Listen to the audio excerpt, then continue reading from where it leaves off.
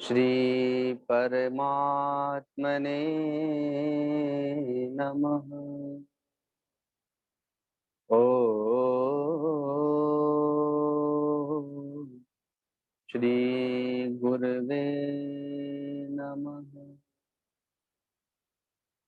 ओम श्री गणेशाय नमः। ओम नमो भगवते वासुदेवाय। गुरुर्ब्रह्मा गुरुर्विष्णु गुरुर्देवो महेश्वर। गुरुर्साक्षात् परं ब्रह्म तस्मै श्री गुरवे नमः। अखंड मंडलाकारं व्याप्तं येन चराचरं तत्पदं दर्शितं येन तस्मै श्री गुरवे नमः। ध्यान मूलं गुरुर्मूर्ति पूजा मूलं गुरुर्पदम मंत्र मूलं गुरुर्वाक्यम मोक्ष मूलं गुरु कृपा। मोक्ष मूलं गुरुर्कृपा। एक छोटा सा पद गाएंगे सभी लोग साथ में। हरि शरणं हरि शरणं हरि शरणं हरि शरणं हरि शरणं हरि शरणं हरि शरणं हरि शरणं। यही एक मंत्र है प्यारा हरि शरणं हरि शरणं। यही एक मंत्र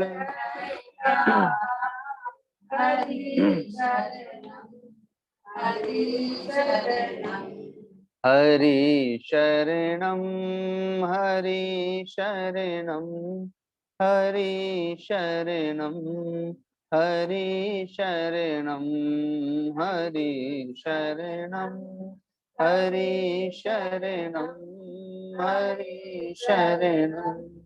हरि शरणं। पिता की देख निष्ठुरता नहीं प्रहलाद घबराया। पिता की देख निष्ठुरता नहीं प्रहलाद घबराया। लगाया प्रेम से नारा हरि शरणं हरि शरणं। लगाया प्रेम से नारा हरि शरणं हरि शरणं हरि शरणं हरि शरणं हरि शरणं हरि शरणं हरि शरणं।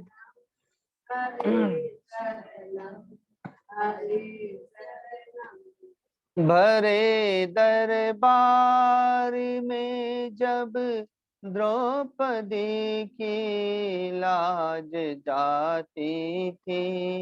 भरे दरबार में जब द्रौपदी की लाज जाती थी। विकल होकर के उचारा हरि शरणं हरि शरणं विकल हो कर के उचारा हरि शरणम हरि हरि शरणम हरि शरणम हरि शरणम हरि शरणम हरि शरणम हरि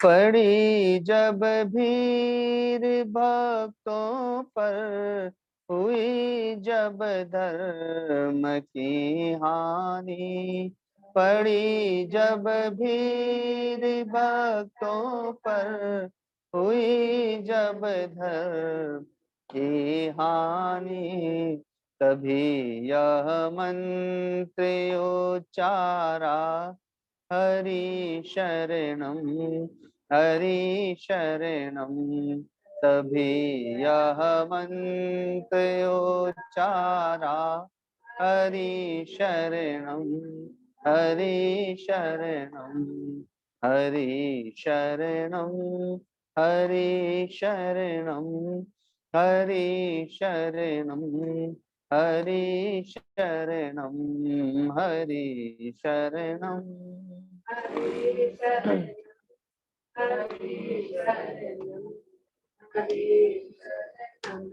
यही एक मंत्र है प्यारा हरि शरणम हरि शरणम यही एक मंत्र है प्यारा हरि शरणम हरि शरणम हरि शरणम हरि शरणम हरि शरणम हरि शरणम हरि शरणम हरि शरणम हरि शरणम हरि शरणम।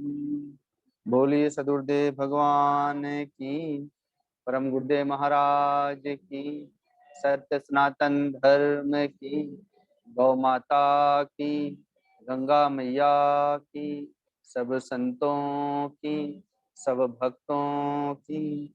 ओम नमः पार्वती पते हर हर महादेव।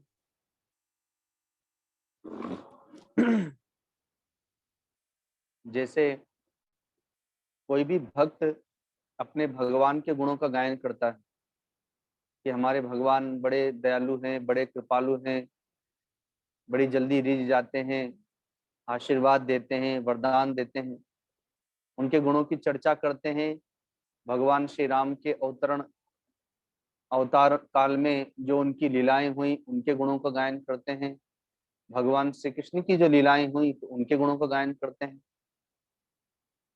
तो वैसे ही शिष्यगण और साधकगण अपने सदगुरु के गुणों का बखान करते हैं कि हमारे सदगुरु ऐसे तपस्वी, ऐसे त्यागी, ऐसे वीतरागी भक्तों पर ऐसी कृपा बरसाते, उन्हें आशीर्वाद प्रदान करते, वरदान प्रदान करते, साधकों को साधना देते और भक्तों को भक्ति देते, ज्ञान वैराग्य की चर्चा करते, आदि आदि। तो उनके गुणों की चर्चा किया करते हैं। तो जिस प्रकार से कोई भी साधक, कोई भी भक्त चाहता है कि हमारे सदगुरु ज्ञानी हो, तपस्वी हो, त्यागी हो, आशीर्वाद और वरदान देने की क्षमता वाले हों, तो वैसे ही सदगुरु भी, संत भी और यहाँ तक कि भगवान भी चाहते हैं कि हमारे भक्त भी धार्मिक हो, स्वधर्म का पालन करने वाले हो,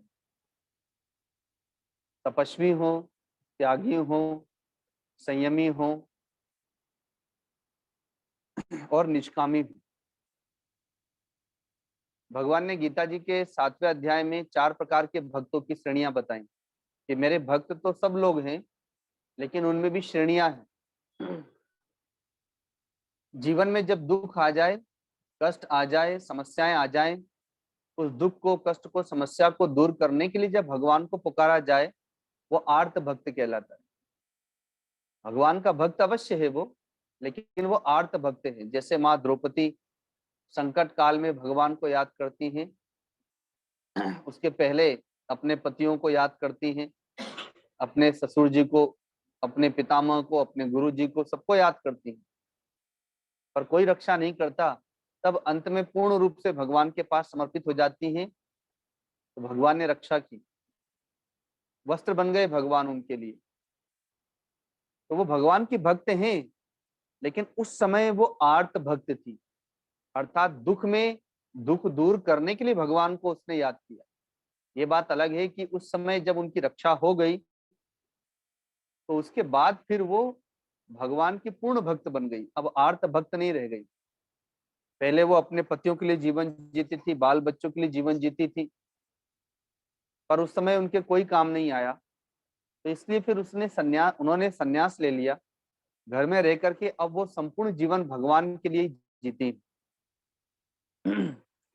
और इसका प्रमाण भी है कि जब अंतिम चरण में महाभारत के अश्वत्थामा ने माँ द्रौपदी के 5 पुत्रों को सोए हुए में मार दिया और महात्मा अर्जुन अश्वत्थामा को बंदी बना के ले आए और सामने पटक दिया कि लो, इसे जो दंड देना चाहती हो दे सकती हो, तो माँ द्रौपदी उन्हें क्षमा कर देती है और मुक्त कर देती है, क्योंकि वो उस समय अपने पुत्रों के लिए नहीं जी रही थी, अब वो भगवान के लिए जी रही थी, तो भगवान की वो अनन्य भक्त बन गई थी। जैसे सुग्रीव सर्वप्रथम आर्त और अर्थार्थी 2 प्रकार के भक्त थे, जो धन संपत्ति के लिए, रोटी के लिए, वस्त्र के लिए, मकान के लिए, नौकरी के लिए भगवान का भजन करता है, वो अर्थार्थी भक्त कहलाता है। भगवान से कुछ मांगने के लिए भगवान का भजन कर रहा है, वो अर्थार्थी भक्त कहलाता है। तो सुग्रीव दोनों प्रकार के भक्त हैं, आर्त भक्ति भी है, अर्थार्थी भक्त भी है।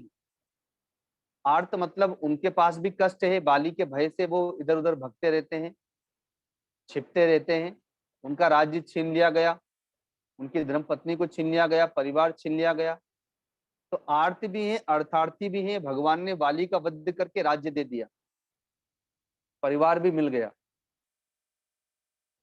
लेकिन वो पूर्ण रूप से भगवान के भक्त नहीं बन पाए। राज्य मिल गया तो राज्य में लग गए, संपत्ति मिल गई संपत्ति मिल गई, परिवार मिल गया, तो उसी में लग गए। लेकिन उनके पास में हनुमान जी हैं जो उन्हें जगाते रहते हैं,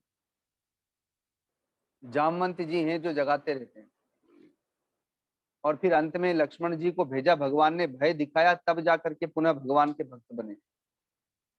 इसीलिए उनको भगवान ने राज्य तो दिया, परिवार तो दिया, लेकिन वरदान नहीं दिया, मुक्ति का वरदान नहीं दिया। वरदान देते हैं भक्त विभीषण को, क्योंकि भक्त विभीषण भगवान के अनन्य भक्तों में से ना, वो आर्त हैं, अर्थात रावण के भय से वो भगवान की शरण में नहीं आए, और ना राज्य से निकाल दिया तो राज्य के लिए भी नहीं आए। श्रवण सुजस सुनी आयऊ प्रभु भंजन भवभीर, त्राहि त्राहि आरती हरण शरण सुखद रघुबीर। मैंने आपका श्रवण सुना है कि आप कृपालु हैं, दयालु हैं, पतित पावन हैं। मैं तो अधम हूँ, पतित हूँ, राक्षस योनि में हूँ, और राक्षस राज रावण का भाई हूँ, तो मैं आपकी शरण में आया हूँ, हे प्रभु मेरा उद्धार करें। त्राहि त्राहि आरती हरण शरण सुखद रघुबीर, मेरी शरणागति को स्वीकार करें। तो वो भगवान के पास में भगवान के लिए समर्पित हुए, परिवार को लेकर के भी नहीं आए, बाल बच्चों को लेकर के भी नहीं आए। ये बात अलग है कि उनके 4 मंत्री उनके साथ में थे जो भगवान के भक्त ही थे, तो उनके साथ में वो भगवान की शरण में आए, तो भगवान ने आओ लंकेश आओ कह करके उन्हें पुकारा, अर्थात आते ही लंका का राज्य दे दिया, लंकेश कह दिया उन्हें, समुद्र से जल मंगाया और उनका राज्याभिषेक कर दिया। ये तो उनकी प्रथम भेंट का फल है, लेकिन जब रावण का वध कर दिया भगवान ने, उसके बाद में वरदान भी दिया। ये बात अलग है कि भक्त विभीषण की परीक्षा भी हुई, युद्ध में उनकी बड़ी परीक्षाएं लेते हैं भगवान। और लोगों को भी पता चलता है कि भक्त विभीषण किस श्रेणी के भक्त हैं। जब रावण का वध हो गया तो भगवान ने फिर वरदान दिया, करेहु कल्प भरी राज तुम मोहि सुमरेउ मन माय, पुनिमम धाम जाई जहां जहां संत सब जाए। एक कल्प तक राज्य करोगे। आज भी लंका के राजा विभीषण हैं, हमें दिखाई नहीं देते इन दृष्टि से, न लंका दिखाई देती है न विभीषण जी दिखाई देते, पर आज भी लंका में उनका राज्य है, वे राजा हैं और उन्हें वरदान प्राप्त है और उनके हृदय में भगवान का ज्ञान है, भगवान की भक्ति है, भगवान का वैराग्य है, ब्रह्म ज्ञान है। जब कल्प पूर्ण हो जाएगा तो वे निर्वाण रूप को प्राप्त कर जाएंगे। तो आर्त अर्थार्थी, यदि हम दुख को दूर करने के लिए, कष्ट को दूर करने के लिए, समस्या को दूर करने के लिए, रोग को दूर करने के लिए या मृत्यु के भय से भगवान को पुकार रहे हैं, तो हम अभी आर्त भक्त की श्रेणी में हैं। और यदि हम धन संपत्ति के लिए, मकान के लिए, गाड़ी के लिए, अर्थात भौतिक संपत्ति के लिए भगवान को पुकार रहे हैं, तो हम अर्थार्थी भक्त हैं। भगवान को प्राप्त करने के लिए भगवान का भजन कर रहे हैं, तब हम जिज्ञासु भक्त हैं। कोई घर में रह करके भगवान को प्राप्त करने के लिए भगवान के लिए जीवन जीता है, जैसे माँ सुमित्रा, माँ सुनीति, माँ कौशल्या, माँ जशोदा, माँ देवकी, ये सब भगवान के लिए जीवन जीती, घर में रह करके भी। तो माँ देवकी भगवान के लिए जीवन जी करके भगवान की प्रतीक्षा में अपने 6 पुत्रों का बलिदान देती हैं और अपने धर्मपति के साथ में कई वर्षों तक कारागार की यातनाएं सहन करती हैं। माँ जशोदा भगवान के लिए जीवन जीती हैं, अपने पति के साथ में गाय की सेवा ही उनकी साधना है, तो गौ की सेवा करते हुए भगवान के लिए जीवन जीती हैं। इसलिए भगवान उनके घर पहुंच गए, 12 साल बाल्य सुख भगवान ने उनको दिया, उनकी गोद में नाना प्रकार की बाल्य क्रीड़ाएं की। माँ कैकेयी भी भगवान के लिए जीवन जीती। थोड़े समय के लिए कुसंगति के कारण से उनकी बुद्धि विचलित हो जाती है, लेकिन पुनः भगवान के लिए जीवन जीने लगती है। तभी तो उनके गर्भ से महात्मा भरत जैसे संत पैदा होते हैं, माँ सुमित्रा के गर्भ से लक्ष्मण और शत्रुघ्न जैसे परम सेवक जन्म लेते हैं, परम भक्त जन्म लेते हैं। और पुरुष वर्ग में राजा जनक है, महात्मा भरत है, महात्मा अर्जुन है, राजर्षि युधिष्ठिर है, जो गृहस्थ आश्रम में रहकर के भगवान के लिए जीवन जीते। राज्य मिला राजा युधिष्ठिर को, चक्रवर्ती सम्राट बन गए, तो भी भगवान के लिए जीवन जीते।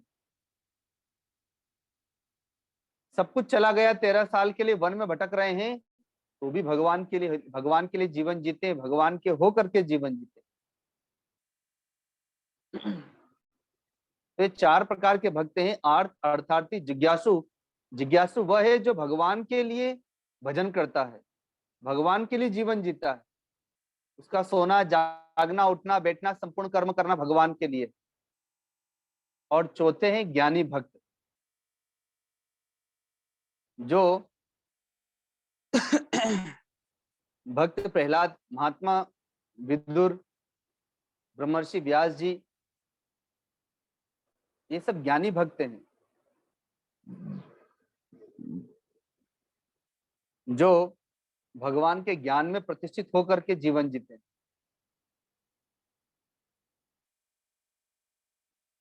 किसी भक्त ने पूछा कि योग समाधि क्या होती है, तो उनसे कहा कि समाधि का जो विषय है वो योगियों के लिए। कोई योग समाधि से परमात्मा को प्राप्त करता है, अर्थात अष्टांग योग के माध्यम से गमन करके परमात्मा को प्राप्त करता है। पुरुष कर्मयोगी होता है, वो राजा जनक के समान, महात्मा अर्जुन के समान निष्काम कर्म करते करते परमात्मा को प्राप्त करता है।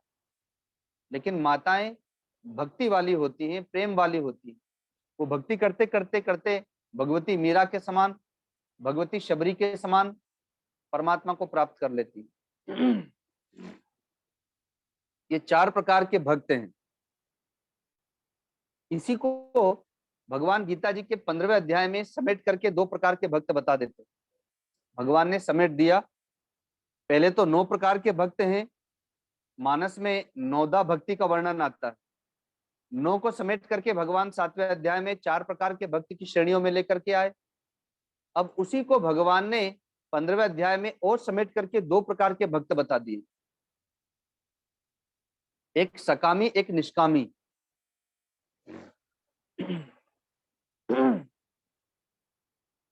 जो भगवान का भजन करता है लेकिन भगवान से कुछ मांगने के लिए भजन करता है, वो सकामी भक्त है।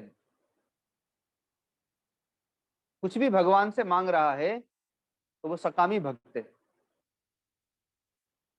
और निष्कामी वह है जो भगवान का भजन करता है पर भगवान से कुछ नहीं मांगता। जो भगवान का भजन करता है लेकिन भगवान से भगवान को मांगता है। जो भगवान का भजन करता है लेकिन भगवान से भक्ति, ज्ञान और वैराग्य मांगता है, मुक्ति मांगता है, वो निष्काम भक्त है। सकामी और निष्कामी। तो जैसे मैंने अभी कहा कि कोई भी भक्त ये चाहेगा कि हमारा भगवान दिव्य स्वरूप वाला हो, सर्व सामर्थ्यशाली हो, दिव्य गुणों वाला हो, असुरों का मर्दन करने वाला हो, भक्तों को आशीर्वाद, भक्ति और वरदान प्रदान करने वाला हो। कोई भी साधक अपने सदगुरु के लिए भी ऐसे ही सोचता है।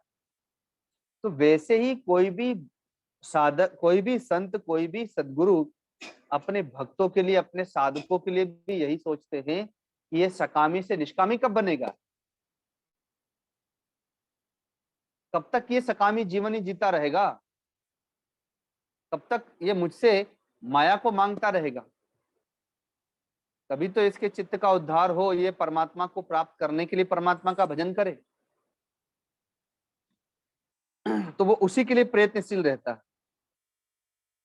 और वह भी चाहता है कि हमारा जो भक्त हो वो धर्मात्मा हो, वो महात्मा बने गृहस्थ आश्रम का, वो दानवीर हो, वो पुण्यात्मा हो, वो तपस्वी हो, वो संयमी हो। माताएं हैं तो वो भगवती मीरा और माँ शबरी के समान घर में रह करके ही भगवान का भजन करने वाली हूँ, भगवान के लिए जीवन जीने वाली हूँ। माँ कौशल्या, माँ सुमित्रा, माँ कैकेयी, माँ जशोदा, माँ देवकी के समान भक्ति करने वाली। तो वह भी वैसे ही अपेक्षा लगा करके रखते हैं।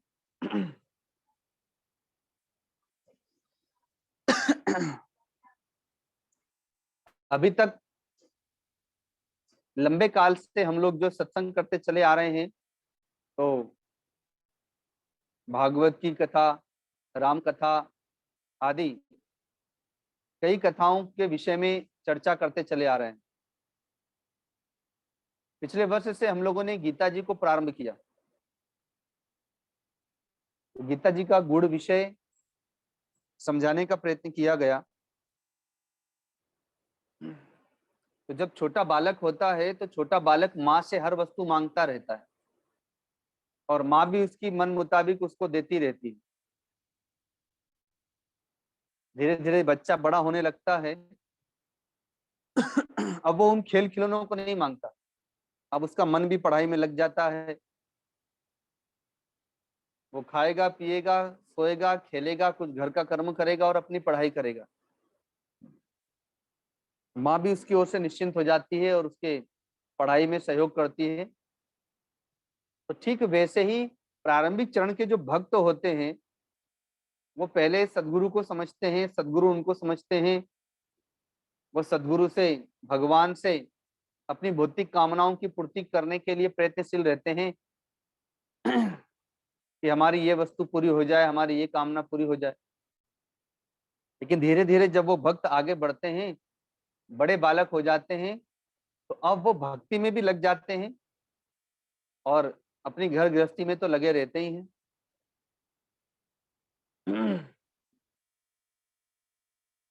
तो अब उनकी भक्ति आगे कैसे बढ़े, उनका ज्ञान आगे कैसे बढ़े, उनका वैराग्य आगे कैसे बढ़े, अब उसके लिए प्रयत्न रहता है कि वो मुक्ति के जिज्ञासु कैसे हों, वो भगवान के जिज्ञासु कैसे हों। भगवान सुखदेव जी केवल एक राजर्षि परीक्षित के लिए आते हैं इस जगत में और उनका उद्धार करके चले जाते हैं। यद्यपि उन्होंने वन प्रदेश में बहुत सारे साधकों को, संतों को भी ज्ञान देकर के मुक्ति प्रदान की, लेकिन चूंकि वो अज्ञात रह गए इसलिए वो उस विषय को कोई नहीं जानता। लेकिन एक राजर्षि परीक्षित को मुक्त करने के लिए आते हैं और पुनः अज्ञात हो जाते हैं। तो वैसे ही कोई एक संत, कोई एक सद्गुरु किसी एक भक्त को, एक साधक को मुक्ति दे दिए तो वो अपना काम समझते हैं कि पूरा हो गया। इतने सारे भक्त हैं, उन भक्तों में से कोई एक भी भगवान का जिज्ञासु होकर के परमात्मा को प्राप्त कर लिया तो सद्गुरु समझते हैं, संत समझते हैं कि हमारा काम पूरा हो गया। इतने में भी अपने को वो धन्य समझते हैं कि चलो एक को मुक्ति प्रदान कर दी। क्योंकि गीता जी के 7वें अध्याय में भगवान कहते हैं कि हजारों लाखों मनुष्य परमात्मा को प्राप्त करने के लिए चलते हैं और उसमें कोई एक ही वहां तक पहुंच पाता है। ये बहुत विघ्न बाधाओं से भरा हुआ मार्ग है और बहुत लंबा मार्ग है। जन्म जन्म मुनि जतन कराही, अंत राम कही आवत नहीं। जन्म जन्म से जत्न करते हैं तब भी अंत में राम याद नहीं आता, घर गृहस्थी की बातें याद आती है।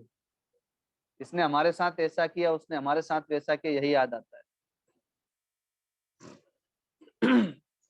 गोकर्ण जी ने जब आत्मदेव जी को उपदेश दिया अपने पिताजी को, उनके पिता धुंधकारी से परेशान हो गए। धुंधकारी, शराबी, कबाबी, वेश्यागामी, माता पिता को दंड देने वाला, पीड़ित करने वाला, अपमानित करने वाला, घर की सारी संपत्ति बर्बाद कर दी। तो पिता बड़े पीड़ित हो गए, आत्महत्या करने चलते हैं कि इससे तो मर जाना अच्छा। तो गोकर्ण जी उनको एकांत में ले गए और उनको उपदेश दिया कि पिताश्री, ये शरीर कितने दिनों का है और कितने दिन आप रहेंगे? वृद्ध हो गया है, हो सकता है 5 साल 10 साल तक रह जाए। आप अपने साथ क्या लेकर के जाएंगे? बेटा आपके साथ जाएगा, बहू जाएगी, पत्नी जाएगी, संपत्ति जाएगी, कौन आपके साथ जाएगा? कोई भी जाने वाला नहीं है। ये शरीर भी आपका यहीं रह जाएगा, ये शरीर भी आपके साथ नहीं जाएगा। ये पंच तत्वों से बना है, पुनः पंच तत्वों में मिल जाएगा, मिट्टी का है, मिट्टी में मिल जाएगा। तो इस शरीर से मोह ममता आसक्ति छोड़ दीजिए, क्योंकि यहीं रह जाएगा। ये शरीर तो एक साधन था परमात्मा को प्राप्त करने के लिए, आपने इससे परमात्मा को प्राप्त नहीं किया। आप इससे पारिवारिक संपत्ति, पारिवारिक सुख को प्राप्त करने में लगे रह गए और शरीर वृद्ध हो गया। जिसके लिए शरीर मिला वो तो आपने किया नहीं, और न ये शरीर आपके साथ जाएगा और न ये स्वजन भाई बांधव आपके साथ जाएंगे। आपके साथ में आपका कर्म जाएगा। आपने अच्छा कर्म किया, बुरा कर्म किया, जो भी किया है वही आपके साथ जाएगा। न शरीर साथ में जाएगा, न माता पिता, भाई बांधव, पति पत्नी, बाल बच्चे, कोई साथ नहीं जाएगा। इसलिए इस शरीर से और स्वजनों से मोह ममता आसक्ति छोड़ दीजिए। कहा था ना रत्ना देवी ने, गोस्वामी तुलसीदास जी की धर्मपत्नी ने, कि जितनी प्रीति चाम में उतनी राम में होए, तो पहुंच जाए बैकुंठ लोक को, रोक सके ना कोई। जितनी प्रीति मोह ममता आपकी बाल बच्चों में है, पत्नी में है, अपने शरीर में है, उतनी प्रीति भगवान में कर लीजिए। इतने में भगवान मिल जाएंगे, मुक्ति प्राप्त हो जाएगी।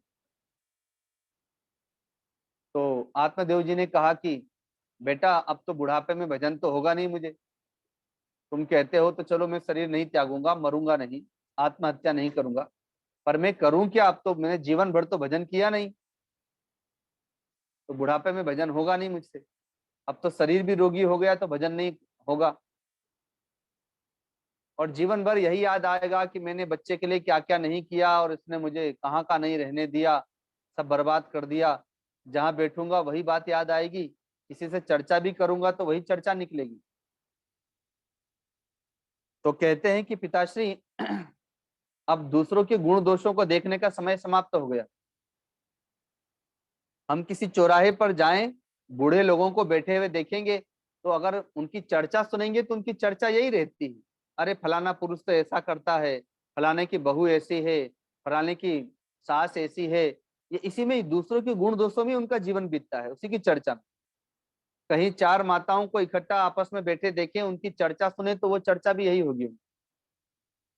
दूसरों के गुण दोषों की चर्चा करने में हमारा जीवन बीतता है।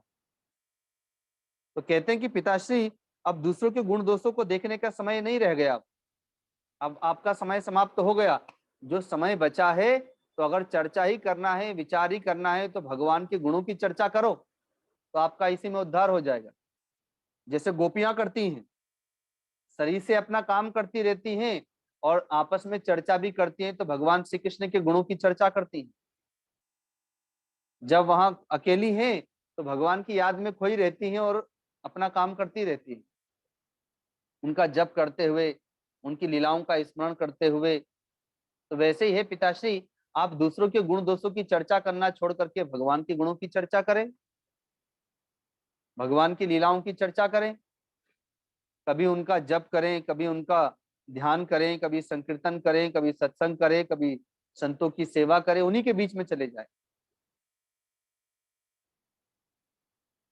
तो इतने मात्र से आपका उद्धार हो जाएगा, क्योंकि चौथी भगति मम गुण गण करे कपट तजिगानी, चौथी भक्ति कहलाती है। इस प्रकार की भक्ति को धारण करें। तो भगवान ने चार प्रकार के भक्तों को समेट के दो प्रकार के भक्तों में लेकर के आए, सकामी और निष्कामी।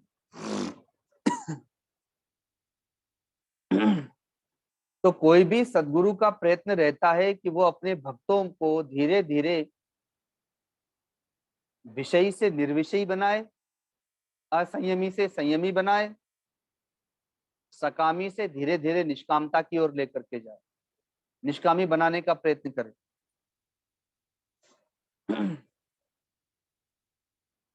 वो कभी भगवान का भी जिज्ञासु बने, मुक्ति की प्राप्ति के लिए प्रयत्न करे। परम पूज्य मस्तराम बाबा जी कहते थे कि कोई किसान कितना मजदूरी करता है, कितना मेहनत करता है किसान, कोई मजदूर कितनी मजदूरी करता है और कितना सहन करता है, सर्दी को सहन करता है। भीषण सर्दी के दिनों में जब मैं नया नया घर त्याग करके आया ऋषिकेश और वहां से ग्वालियर गया, वहां के जंगलों में तपस्या करने के लिए अवधशान बाबा थे, उनके साथ में एक गांव में ठहरा हुआ था। तो गन्ने की खेती हो रही थी, भीषण ठंडी थी। वो ठंडी में अब वहां गांव में रात को ही लाइट जल आती है, डबल फेस जिसको कहते हैं, अर्थात अधिक फेस में ज्यादा पावर की लाइट जो है वो रात को ही आती थी। तो इसलिए उस किसान को रात भर जगना पड़ता था खेत में पानी देने के लिए, जहां सारे लोग रजाई ओढ़ करके सोते हैं ठंड से बचने के लिए, और खेत में पाला पड़ता था। देखता था गन्ने के पत्तों के ऊपर सफेद सफेद जम जाता था, इतनी भीषण ठंडी। लेकिन उसको ठंड सहन करके, नींद का त्याग करके रात में खेत में पानी देने जाना पड़ता था। तो एक किसान, एक मजदूर ठंडी सहन करता है, गर्मी सहन करता है। जहां सारे लोग भीषण गर्मी में एसी पंखा कूलर में रहते हैं, वहां किसान को जा करके देखो, पसीने में लथपथ रहता है, प्यास को, भूख को सहन करके, गर्मी को सहन करके वो खेती करता है, हल चलाता है, फसल काटता है। तो सर्दी सहन करता है, गर्मी सहन करता है, नींद सहन करता है, भूख प्यास सहन करता है, और इसके अतिरिक्त मान अपमान सहन करता है। एक मजदूर थोड़ी देर बैठ जाए काम करते करते, तो मालिक आवाज लगाने लगता है कि अरे बैठ गया, चलो काम करो, गालियां देगा और काम पे लगा देगा।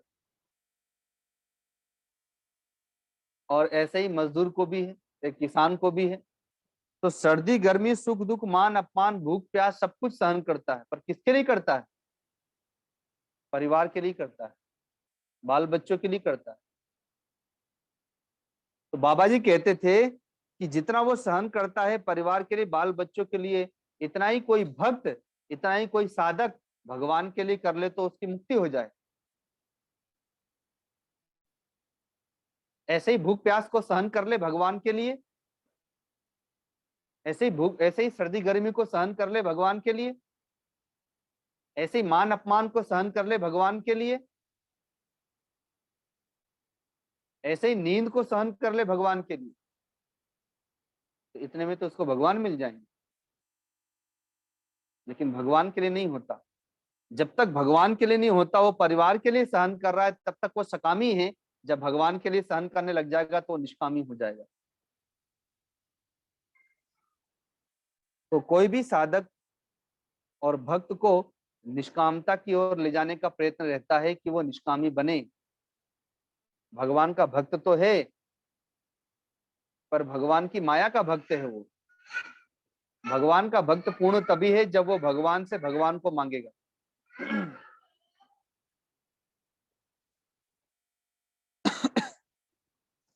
तो उसी के लिए, परमात्मा को प्राप्त करने के लिए, सकामी से निष्कामता की ओर चलने के लिए कुछ व्रत और नियम धारण करना पड़ते हैं।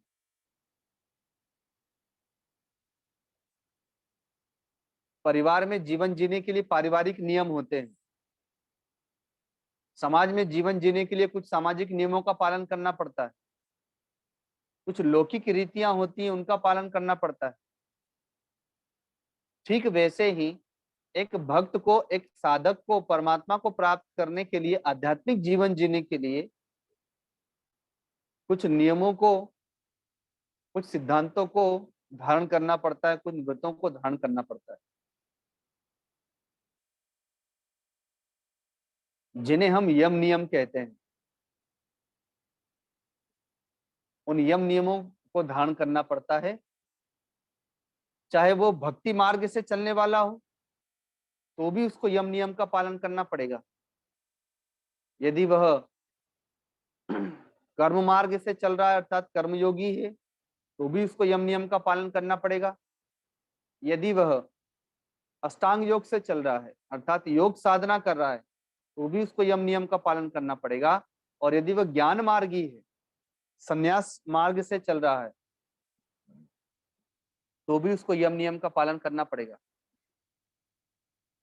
ये जो बातें कही जा रही हैं, अब निष्काम साधकों के लिए, निष्काम भक्तों के लिए बात की जा रही है। अभी तक मैं जो सत्संग किया करता था वो सकामियों के लिए भी किया करता था।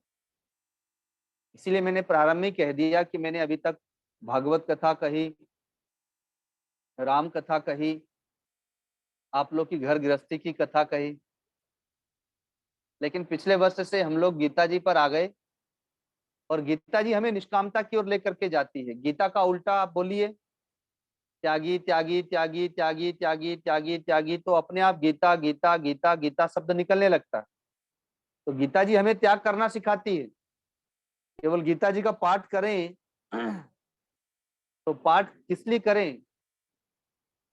तो गीता जी हमें सिखाती है कि केवल पाठ ही नहीं करना है। गीता जी कहती है कि त्याग करो।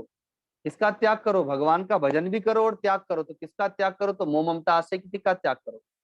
भगवान का भजन करो, मोह ममता आसक्ति का त्याग करो। भगवान का भजन करो, विषयों का त्याग करो। भगवान का भजन करो, काम क्रोध लोभ मोह राग द्वेष का त्याग करो। तो गीता जी हमें त्याग करना सिखाती है।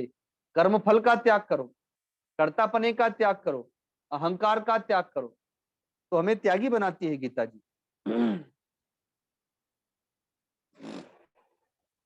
इसलिए अब निष्काम भक्तों के लिए कहा जा रहा है, निष्काम साधकों के लिए चर्चा की जा रही है।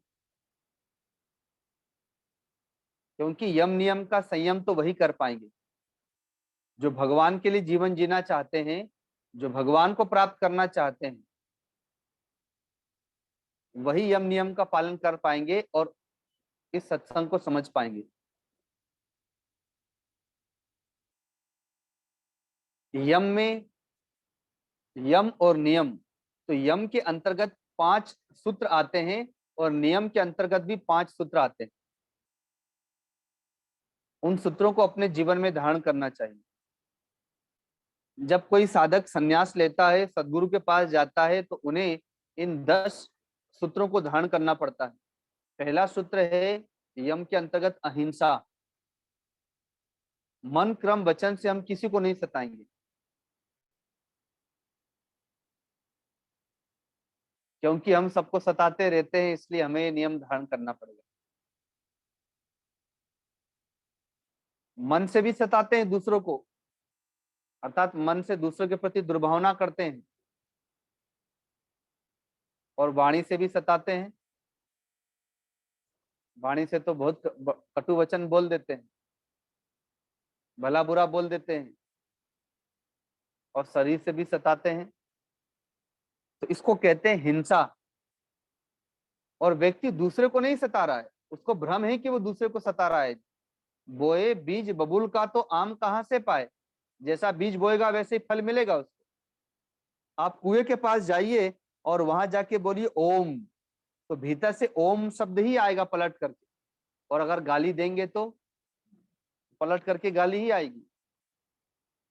तो हम अगर दूसरे को सता रहे हैं तो हमारा भ्रम है कि हम दूसरे को सता रहे हैं, वो पलट करके 1000 गुना हो करके हमारे पास में आएगा। अब वो आज नहीं आ रहा है, इसलिए पता नहीं चल रहा है। इसलिए मानस में आया है कि काहू न को सुख दुख कर दाता, और निजकृत कर्म भोग सब भ्राता। कोई किसी को सुख दुख नहीं देता है, अपना कर्म ही सुख दुख देता है। दूसरे को तो निमित्त बनते हैं, उनके माध्यम से हमारा कर्म पलट करके हमारे पास आ रहा है। इसलिए किसी को भला बुरा कहने की आवश्यकता नहीं है। वो चुपचाप समझ जाए कि हाँ मैंने किया था, तो उसी का फल मिल रहा है। पत्नी से मिल रहा है, पति से मिल रहा है, बाल बच्चों से मिल रहा है, सास ससुर से मिल रहा है, पड़ोसी से मिल रहा है, अपना ही कर्म फल पलट करके आ रहा है। तो पहला है अहिंसा। हमें हिंसा वृत्ति हो गई। उस हिंसा वृत्ति के कारण से हम परमात्मा से दूर हैं। परमात्मा परम अहिंसक है। भगवान कभी किसी को नहीं सताते। भगवान ने दुर्योधन को भी अपनी नारायणी सेना दे दी मांगने पर। भगवान स्वयं शांति दूत बन करके समझाने भी गए। भगवान परशुराम जी को भेजा, ब्रह्मर्षि व्यास जी को भेजा, सनकादिक ऋषियों को भेजा, महात्मा विदुर जी को और मां गांधारी को भेजा, लेकिन दुर्योधन नहीं समझा, धृतराष्ट्र नहीं समझे। शांति दूत बन करके स्वयं भगवान भी गए, इतने पर भी नहीं समझे, तो भी नारायणी सेना दे दी भगवान ने। भगवान कभी किसी को नहीं सताते। अब उसका अपना कर्म ही था, मरना ही चाहता था तो मरो, फिर भगवान उसमें कोई क्या करेगा। भगवान ने तो रावण को भी समझाने के लिए दूत बनकर के हनुमान जी को भेजा, अंगद जी को भेजा, और भगवान ने युद्ध में एक दिन रावण को पराजित करके उसे जीवित छोड़ दिया कि जाओ अभी भी तुम्हें अवसर देता हूं। भगवान ने अवसर पर अवसर दिया। जैसे शिशुपाल को भगवान अवसर पर अवसर देते हैं, 100 अपराध क्षमा करते हैं, वैसे भगवान हम सबके भी अपराधों को क्षमा करते हैं। तो भगवान कभी किसी की हिंसा नहीं करते हुए परम अहिंसक है। कर्म से, वचन से और शरीर से भगवान किसी को नहीं सताते। ये जो हमें दिखाई देता है ना कि भगवान ने शिशुपाल का वध कर दिया, भगवान ने रावण का वध कर दिया, तो भगवान ने मारा भी है तो उनका उद्धार करने के लिए उनको मारा। वो हिंसा में नहीं आएगा। जैसे माँ अपने बेटे को मारती है, उस कोई गलती कर दी, अपराध कर दिया, तो उसको ठीक करने के लिए, उस चीज में पुनः उस दोष को न करे इसके लिए माँ मारती है, उससे द्वेष थोड़ी करती है। द्वेष पूर्वक मारना हिंसा कहलाता है, और प्रेम पूर्वक मारना उसको ठीक करने के लिए, उसका उद्धार करने के लिए, वो हिंसा नहीं कहलाता है, वो अहिंसा के अंतर्गत ही आता है। तो भगवान ने महात्मा अर्जुन से पितामह भीष्म का वध करवाया, भीम के द्वारा दुर्योधन का वध कराया, अर्जुन के द्वारा कर्ण का वध कराया। तो ये भगवान की हिंसा नहीं है, ये अहिंसा के अंतर्गत ही आती, क्योंकि इतने बड़े पापी हो गए वो लोग, उन पापियों का उद्धार कैसे होगा। हाट पर सड़ करके उनका शरीर मरेगा, तो सड़ सड़ के मरे उससे अच्छा है कि युद्ध के मैदान में वीर गति प्राप्त हो और वीरों के द्वारा गति प्राप्त हो, तो उनकी कीर्ति भी हो जाएगी और उनकी सदगति भी हो जाएगी। इसलिए भगवान ने ऐसा किया। तो भगवान परम अहिंसक है, तो परम अहिंसक को प्राप्त करने के लिए हमें भी कम से कम अहिंसक तो बनना ही पड़ेगा। तो जहां एक साधु अहिंसक होता है, जगत में किसी को नहीं सताता, सारे लोग जगत के उस साधु को सताते हैं पर वो किसी को नहीं सताता। कोई महात्मा को गाली दे देता है, कोई दुत्कार देता है, कोई भोजन देता है, कोई नहीं भी देता है, कोई वस्त्र छीन लेता है। ट्रेन में हम लोग जाते हैं तो कई बार टीटी या अन्य आने जाने वाले लोग भला बुरा कह करके चले जाते हैं। उनको लगता है कि बाबा लोग ट्रेन में जा रहे हैं, इनके पास पता नहीं टिकट है कि नहीं, फ्री में तो नहीं जा रहे हैं। उन लोगों को यही लगता है, तो बड़ी दुर्भावना से वो टिकट मांग लेते हैं कि टिकट दिखाइए। उनको लगता है कि इनके पास टिकट नहीं है। ऐसा कई बार हो गया। पुलिस वाले भी चेकिंग करने लगते हैं, उनको लगता है कि साधु भेष में कोई और है, लगता है कहीं साधु का भेष बना करके गलत काम तो नहीं कर रहे हैं। और जगत के लोग तो उपहास करते हैं, क्योंकि आजकल मीडिया में साधु भेष को बहुत गलत ढंग से दिखाया जा रहा है। तो इसलिए लोगों के मन में नास्तिकता आ रही है, साधु के प्रति दुर्भावनाएं आ रही हैं। आजकल के पढ़ने वाले बच्चे तो और भी ज्यादा हो गए। तो सारे जगत के लोग साधु को सताते हैं, पर साधु किसी को नहीं सताता, बल्कि वो सर्वे भवन्तु सुखिनः सर्वे सन्तु निरामयः। हे प्रभु, सारे जगत के लोग का कल्याण करें, सबको शांति मिले, सब निरोगी हों, सब स्वस्थ हों, सबको भक्ति और मुक्ति मिले। तो सारे जगत के उद्धार के लिए तपस्या करता है। जहाँ सारे जगत के लोग उसको सताते हैं और वो किसी को नहीं सताता है, वो अहिंसक रहता है। तो जहाँ एक साधु सारे जगत के लिए अहिंसक रहता है, तो कम से कम भक्त को परिवार के लिए तो अहिंसक होना चाहिए। वो कम से कम अपने माता पिता को न सताए। कोई बहू अपने सास ससुर को, अपने पति को न सताए, तब वो अहिंसक मानी जाएगी।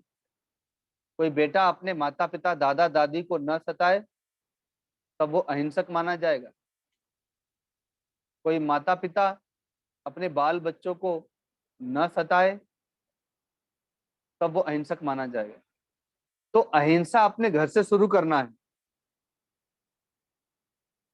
मन से दुर्भावना ना करे माता पिता, अर्थात कम से कम अपने परिवार के सदस्यों के प्रति, जितना बड़ा परिवार है कम से कम उनके प्रति मन से दुर्भावना न करे। ये मन की अहिंसा है।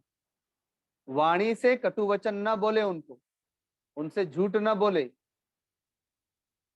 अपशब्द न बोले, ये वाणी की अहिंसा है। और शरीर से उन्हें सताए नहीं, इस शरीर की अहिंसा है। जब कोई इस नियम का पालन करेगा तब जाकर के गृहस्थ आश्रम में वो भक्त कहलाएगा, निष्कामी भक्त। और नहीं तो उसके पहले तो सुग्रीव भी भगत था ही, सकामी भक्त कहलाएगा वो। सकामी और निष्कामी में बहुत आकाश पाताल का अंतर है। एक जीवन जी रहा है परिवार के लिए, भजन कर रहा है परमात्मा का, लेकिन किसके लिए? तो परिवार के लिए। एक जीवन जी रहा है घर में रह करके भी भगवान के लिए, और किसके लिए भजन कर रहा है? तो भगवान को प्राप्त करने के लिए भजन कर रहा है। तो भगवान प्रसन्न कब होंगे? जब कम से कम वो परिवार वालों को सताएगा नहीं, मन से, कर्म से और वचन से उसे अहिंसक होना पड़ेगा। लेकिन अब इसी में उस अहिंसा को समझना भी पड़ेगा। जैसे मैंने अभी बताया कि माँ पिता, अब बेटे ने कोई गलती कर दी तो बेटे को डांटना जरूरी है। पिटाई करने का अवसर आए तो पिटाई भी करना पड़ेगा, लेकिन वो अहिंसा ही कहलाएगा, वो हिंसा नहीं कहलाएगा।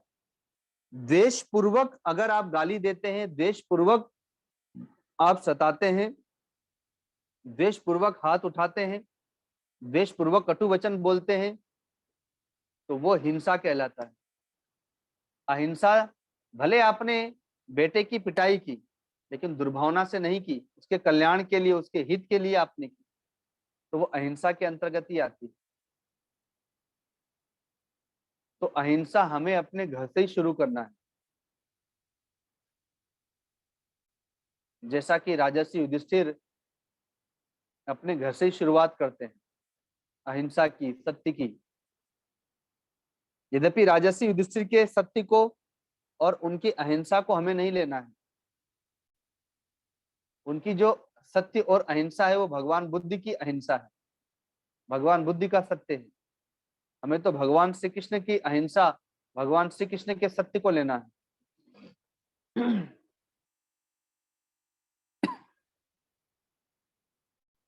तो ये यम नियम के अंतर्गत पहला सूत्र है अहिंसा।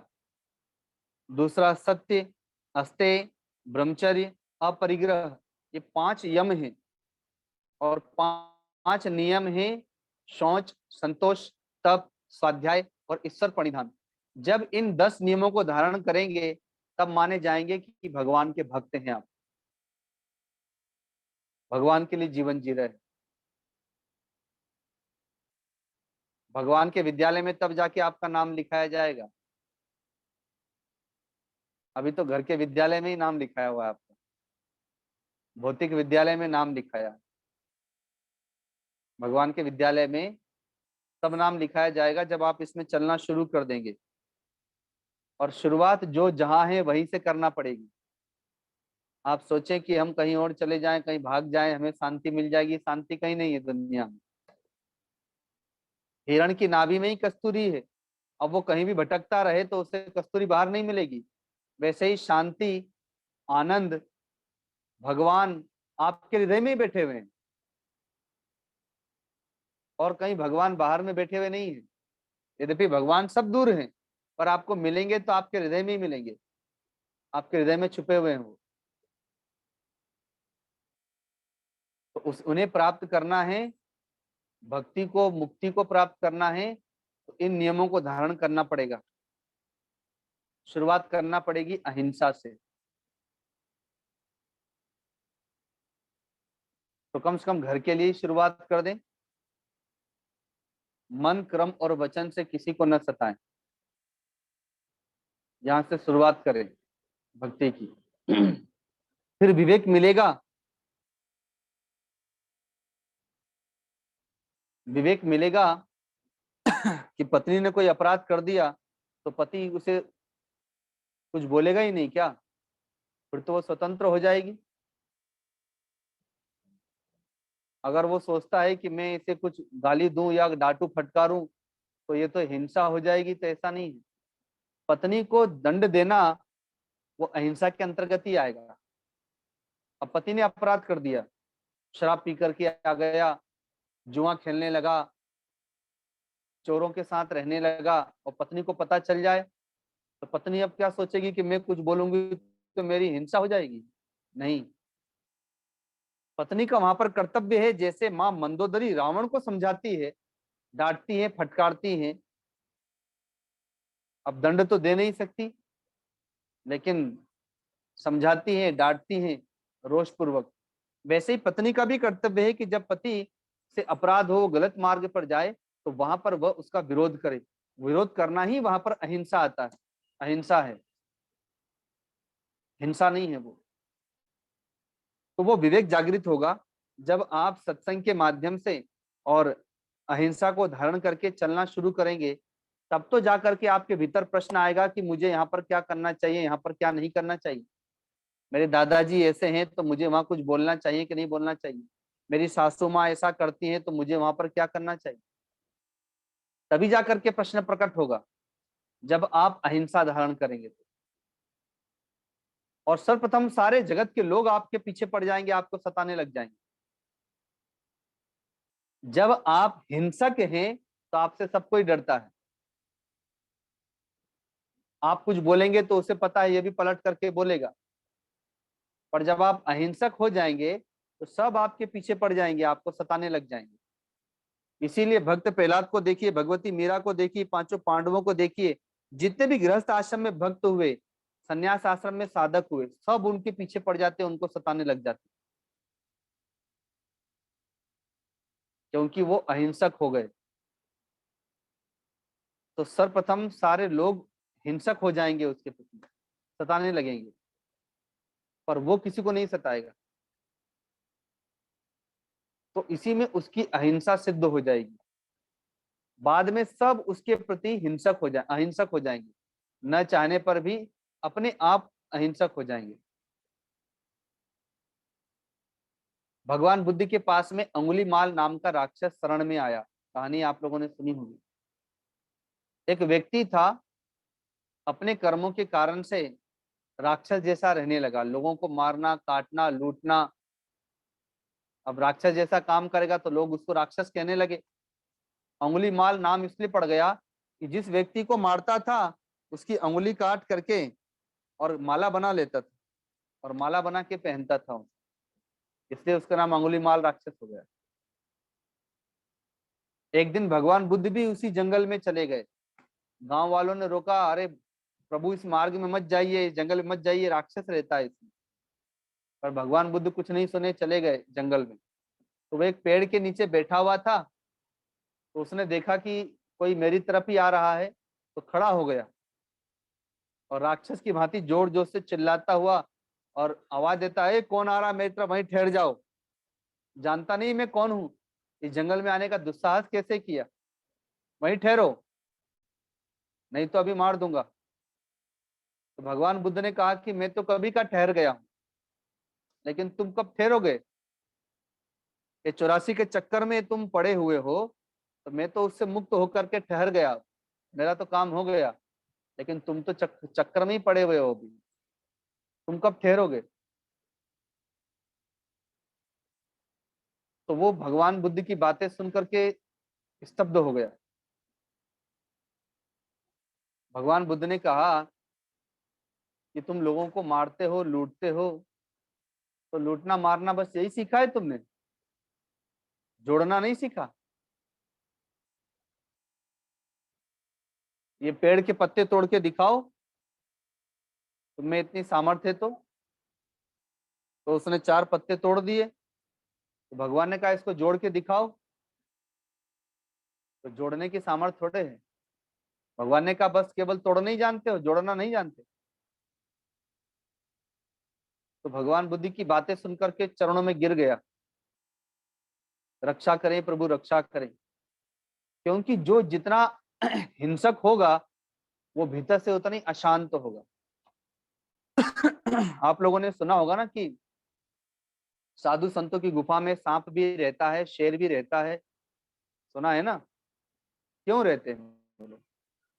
क्योंकि सांप भी हिंसक है, दूसरों को काटता रहता है, और शेर भी हिंसक है, दूसरों को खा जाता है। उनको भीतर से बड़ी अशांति रहती है, तो साधु के पास जाके उनको बड़ी शांति मिलती है। ऐसे ही चोर को, डकैत को, पापी को वो दूसरों को सताते रहते हैं, तो भीतर में घोर अशांति रहती है, इसलिए उनको साधु संतों के पास बड़ी शांति मिलती है। तो वैसे ही अंगुलीमाल नाम के राक्षस को बड़ी अशांति थी, भगवान के चरणों में गिर गया, रक्षा करें प्रभु। अब मुझे भी अपनी शरण में ले लें और भिक्षुक बना दे। भगवान ने कहा ठीक है बनाऊंगा, लेकिन मेरी एक शर्त है, पहले जाओ इस नगर से भिक्षा लेकर के आओ, तब जाके तुम्हें मैं शिष्य बनाऊंगा। और मुंह में पत्थर रख लो, किसी से कुछ कहना नहीं। हाथ में एक पुष्प ले लो, दुनिया कितनी भी सताए पर उसको पुष्प देना, पुष्प दिखाना, कुछ कहना नहीं, कुछ उनको प्रताड़ित मत करना। जब भिक्षा लेके आओगे तभी तुम्हें शिष्य बनाऊंगा। अब वो अंगुलीमाल नाम का राक्षस गांव में गया, तो गांव के लोग डर के मारे अपना अपना घर का दरवाजा खिड़की बंद करने लगे, अरे राक्षस गांव में घुस गया, राक्षस गांव में घुस गया। जैसे जंगल में रहने वाला शेर अगर गांव में आ जाए, नगर में आ जाए, तो सब अपने अपने घर में घुस के दरवाजा खिड़की बंद कर लेंगे ना, अरे शेर घुस गया, शेर घुस गया। तो वैसे ही वो राक्षस था, इसलिए सब लोगों ने दरवाजे खिड़की बंद कर दिए। अब वो भी लौट के नहीं जाना है, क्योंकि उसे तो भिक्षा लेके जाना है, तो इसलिए वो पूरे नगर में घूमता है सब दरवाजा बंद कर लेते हैं, पर जिसका बेटा उसने मारा था, किसी का पति मारा था, किसी का भाई मारा था, किसी का पुत्र मारा था, कोई लाठी लेके निकल रहा है, कोई पत्थर लेके निकल रहा है, अरे गांव में आ गया, इसको घेर के मार दो सब लोग, इसने मेरे बेटे को मारा, इसने मेरे पति को मारा, इसने मेरे भाई को मारा। तो गांव के लोग पीछे से पत्थर लाठी लेकर के हथियार लेके निकले मारने के लिए। तो जब उसे पता चला पीछे मेरे लोग खड़े हैं मारने, तो पलट करके देखता है तो कुछ बोल नहीं सकता, क्योंकि मुंह में पत्थर रख रखा है। वो बोल नहीं सकता कि मैं बदल गया हूँ, मैं भगवान बुद्ध की शरण में आ गया हूँ, अब मैं किसी को नहीं मारूंगा, ऐसा वो बोल भी नहीं सकता। और भाग नहीं सकता, क्योंकि भिक्षा लेके जाएगा तभी उसे भगवान बुद्ध अपना शिष्य बनाएंगे। और कोई उसे कुछ भी करे, उसे वो पुष्प ही दिखाना है उसे। तो वो देख के समझ गया कि लाठी लेके आए हैं, पत्थर लेके आए हैं, इसका मतलब मुझे मारेंगे। भगवान बुद्ध की बातें याद आ गई, उसने वो पुष्प आगे की तरफ कर दिया। तो लोग दूर से डर के मारे पत्थर मारते हैं, उनको नजदीक आने की हिम्मत नहीं हो रही किसी की, तो दूर से पत्थर मारते हैं। और शरीर पर पत्थर की चोट लगने से शरीर लहूलुहान हो गया, वो गिर गया। जब गिर गए तो लोग नजदीक आके लाठी मारने लगे, लाठी से मार मार के मूर्छित कर दिए। उन लोगों ने सोचा कि लगता अब ये मर गया। थोड़ी देर के बाद जब मूर्छा आई तो वो उठे, और थोड़ी अगल बगल में वो फूल गिर गया था, उस पुष्प को उठा करके और फिर नगर वालों की ओर हाथ दिखाने लगे। तो लोगों के मन में आया कि ये पुष्प दिखा रहे हैं, इसका मतलब बदल गए हैं क्या?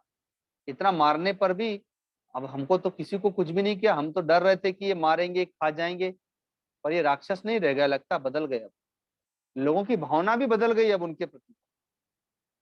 फिर लोगों ने उनको भिक्षा दी, उन्होंने कटोरा निकाला, दिखाया कि मैं भिक्षा लेने आया हूँ। तो उन्हें भिक्षा दी, और तब जाके भगवान बुद्ध के पास गए, और भगवान बुद्ध ने उनको भिक्षुक बना दिया, साधु बना दिया। ये अहिंसा है। पहले उन्होंने लोगों को सताया था, वो हिंसा थी। अब जितना पाप किया था लोगों ने उनको मार करके सारा पाप धो दिया, अब वो अहिंसक बन गए, साधु बन गए। वैसे ही घर की अहिंसा धारण करना है। आपने कभी सासू माँ को सताया, कभी ससुर को सताया, कभी पति को सताया, कभी माँ को, कभी पिता को, कभी भाई को, कभी पत्नी को सताया। आप जब अहिंसक बनेंगे तो थोड़े दिन वो आपको सता लेंगे, क्योंकि आप कुछ नहीं बोलेंगे उनको। आप थोड़े दिन सहन कर लीजिए, बाद में अपने आप उनके मन की भावना भी बदल जाएगी। तो ये सूत्र है भगवान को प्राप्त करने का, अहिंसक बनने के लिए। आप अहिंसक बने, सबसे पहले अपने घर में ही अहिंसक बने। तो एक छोटे से भजन के माध्यम से वाणी को विराम देंगे। भगवान शिव का भजन है, भक्तों ने कहा है, यहाँ के भक्तों ने, गया जी के।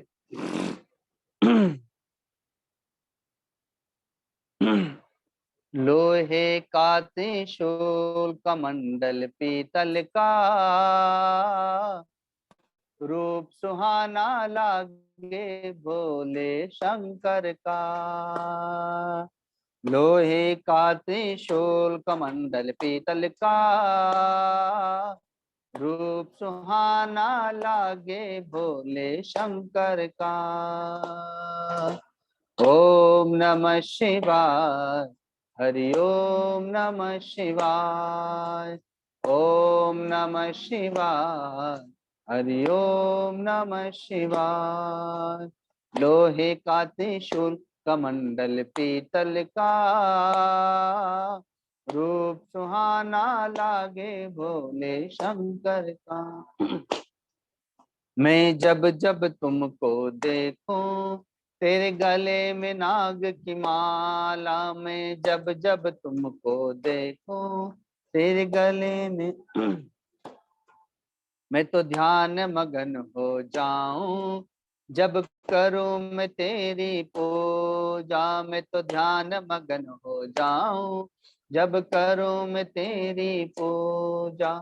ओम नमः शिवाय, हरि ओम नमः शिवाय, ओम नमः शिवाय, हरि ओम नमः शिवाय। लोहे का त्रिशूल कमंडल पीतल का, रूप सुहाना लागे भोले शंकर का। लोहे का त्रिशूल कमंडल पीतल का, रूप सुहाना लागे भोले। मैं जब जब तुमको देखूं तेरी जटा में गंगा सो। मैं जब जब तुमको देखूं तेरी जटा में गंगा, मैं तो ध्यान मगन हो जाऊं जब करूं मैं तेरी पूजा। मैं तो ध्यान मगन हो जाऊं जब करूं मैं। ओम नमः शिवाय, हरि ओम नमः शिवाय, ओम हरि ओम नमः शिवाय। लोहे का त्रिशूल कमंडल पीतल का, रूप सुहाना लागे भोले शंकर का। लोहे का त्रिशूल कमंडल पीतल का, रूप सुहाना लागे भोले। मैं जब जब तुमको देखूं तेरे गले में मुंड की माला। मैं तो जब जब तुमको देखूं तेरे गले में, मैं तो ध्यान मगन हो जाऊं जब करूं मैं तेरी पूजा। मैं तो ध्यान मगन हो जाऊं जब करूं मैं तेरी। ओम नमः शिवाय, हरि ओम नमः शिवाय, ओम नमः शिवाय, हरि ओम नमः शिवाय। लोहे का त्रिशूल कमंडल पीतल का, रूप सुहाना लागे भोले शंकर का। लोहे का त्रिशूल कमंडल पीतल का, रूप सुहाना लागे भोले शंकर का। रूप सुहाना लागे भोले शंकर का। बोलिए सदगुरुदेव भगवान की, परम गुरुदेव महाराज की, सत्य सनातन धर्म की, गौ माता की, गंगा मैया की, सब संतों की, सब भक्तों की। ओम नमः पार्वती पते, हर हर महादेव। जो भी भक्तगणों को प्रणाम करना है वो लोग प्रणाम कर सकते हैं। देखो जी प्रणाम। प्रणाम क्या है, आप सब प्रणाम कर सकते हैं। प्रणाम गुरुदेव। प्रणाम गुरुजी। प्रणाम प्रणाम गुरुजी। गुरुदेव। प्रणाम गुरुजी। हाँ गुरुदेव। गुरुदेव प्रणाम गुरुजी। गुरुदेव प्रणाम प्रणाम गुरुदेव। गुरुजी। प्रणाम गुरुजी।